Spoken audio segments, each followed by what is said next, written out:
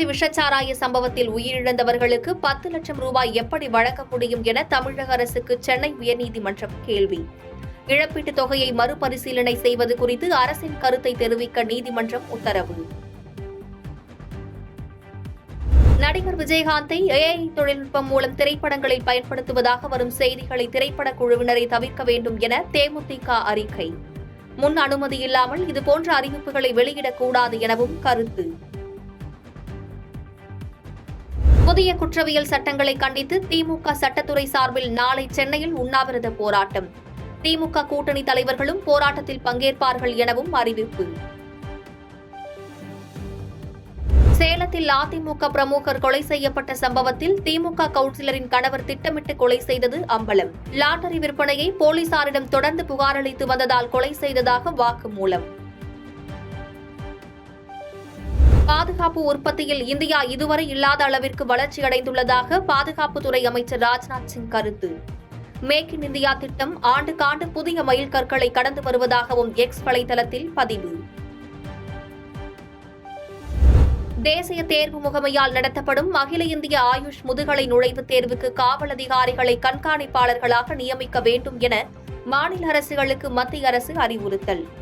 NEET தேர்வு முறைகேடுகள் குறித்து பல்வேறு குற்றச்சாட்டுகள் எழுந்து வரும் நிலையில் மத்திய அரசு நடவடிக்கை. பிரிட்டன் நாடாளுமன்ற தேர்தலில் தொழிலாளர் கட்சி சார்பில் போட்டியிட்ட தமிழ் வம்சாவளியைச் சேர்ந்த பெண் உமாகுமரன் வெற்றி. ஸ்டாட்ஃபோர்ட் தொகுதியில் போட்டியிட்ட அவர் 19,145 வாக்குகள் பெற்று வெற்றி. சர்வதேச T20 போட்டிகளில் இருந்து நான் ஓய்வு பெறுவதற்கு இன்னும் நீண்ட காலங்கள் உள்ளதாக பும்ரா பேச்சு.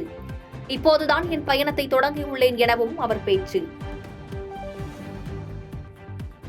சர்வதேச T20 போட்டிகளில் இருந்து ஓய்வு பெற்றுள்ள விராட் கோலி, ரோஹித் சர்மா ஆகியோர் ஜெர்சி எண்களை யாருக்கும் வழங்கக்கூடாது என சுரேஷ் ரெய்னா கருத்து. 2 வீரர்களின் ஜெர்சி எண்ணிற்கும் BCCI ஓய்வளிக்க வேண்டும் எனவும் அவர் கருத்து. ICCயின் ஜூன் மாதத்திற்கான சிறந்த வீரர்களுக்கான பரிந்துரை பட்டியலில் இந்தியாவின் ரோஹித் சர்மா, ஜஸ்பிரீத் பும்ரா மற்றும் ஆப்கானிஸ்தானின் வீரர் குர்பாஸ் சேர்ப்பு.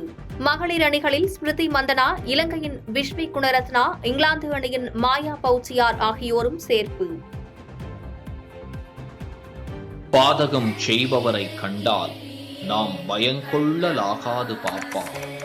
மோதி மிதித்து விடு பாப்பா, அவர் முகத்தில் உமிழ்ந்து விடு பாப்பா. அண்மை செய்திகளை உடனுக்குடன் தெரிந்து கொள்ள இணைந்திருங்கள் இயம்நாடு தொலைக்காட்சியுடன்.